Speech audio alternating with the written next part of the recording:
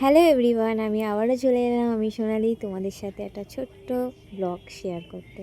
তো আজকে তো অনেক দিন পরে একটু রোদ্দুর উঠেছে, আর ভাবছিলাম যে কদিন ধরে যে একটু রান্নাঘরটা একটু রং করা উচিত। কেন পুজো অনেক কিছুই কেটে গেছে, সব কিছুই কেটে গেছে, কিন্তু ঠান্ডার জন্যে একদম ইচ্ছা করছিল না কোনো কিছু করতে। কিন্তু অনেক দিন পরে একটুখানি কিছু এক সপ্তাহ ধরে যা ঠান্ডা পড়েছিল, তাই ভাবলাম একটু কাচাকুচি একটু ঘর গোছানোটা করে নিই।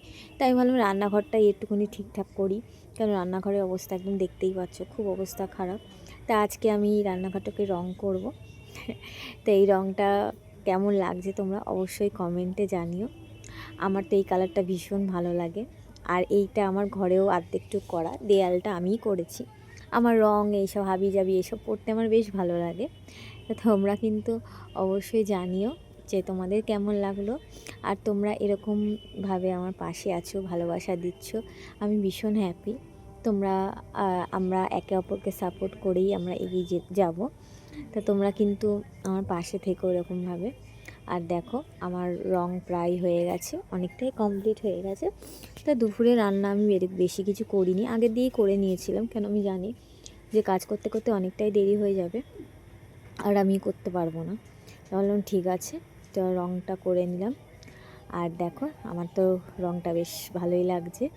তা রঙগুলো কেমন লাগছে, আর আমার ছেলে এই ভিডিওটা করে দিয়েছিল।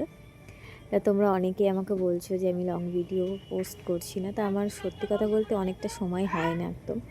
তারপরে আমি লাস্টে একটু ভাবলাম যে খাবারটা একটু গরম করিনি, কারণ ঠান্ডা হয়ে গেছিলো।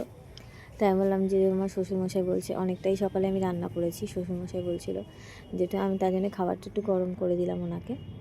আর আমার কাজ করতে করতে অনেকটাই গরম লাগতে শুরু করে দিয়েছিল, তার জন্য গায়ে আর কিছু পরিনি। আর দেখো রান্নাঘরটা কি সুন্দর লাগছে না?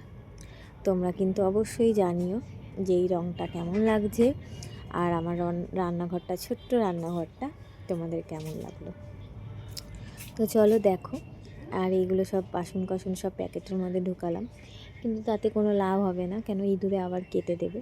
কিন্তু কী করবো, বাসনগুলো তো রাখতেই হবে না। তারপরে এই দেখো একটু জানলাতে উঠেও একদম গ্যাসের উপরে উঠে রঙটা করে নিলাম। এই দেখো কেমন লাগছে, তোমরা কিন্তু অবশ্যই অবশ্যই আমাকে জানিও। গ্যাস ট্যাস মুছে একদম একদম সুন্দরভাবে করে দিয়েছি। দেখো তোমরা অবশ্যই কমেন্টে জানিও যে কেমন লাগছে। ভালো লাগলে একটা লাইক, কমেন্ট আর সাবস্ক্রাইব করে দিও।